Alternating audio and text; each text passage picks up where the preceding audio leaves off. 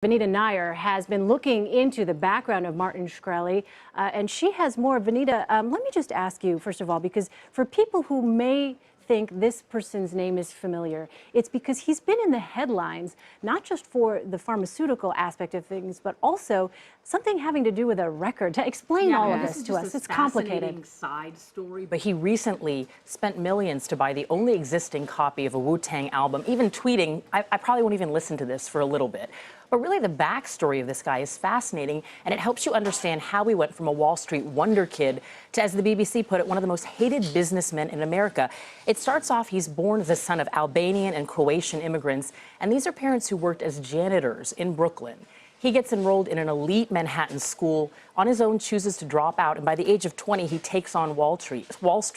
By 2011 rather, he started his first biotech company. By 2014, they vote him out, and he immediately responds, calling all of the directors inane. And by 2015, he starts Turing Pharmaceuticals, which is the company that really jacked up the price of Daraprim. So it really is an interesting backstory, and I think perhaps one of the things that's hurt him the most is that he's been very vocal and very aggressive, initially saying he would drop the price, then later saying he would not. So it's one of those stories that's been evolving, but it's just interesting to see that pharmaceuticals led him to notoriety, but it was his work trying to get his money out to pay back investors from a totally different company that's led to the arrest. It really could be the story of the American dream, except it has this twist at the end here. Well, it's not the end of his story, but this sort of twist, but it's a remarkable rise. It really is, and I think that's really what captured so many people's attention, and just the brashness, the willingness to go out there and say things that were really hard for Americans to hear. And like I said, that's what labeled him the most hated man in America,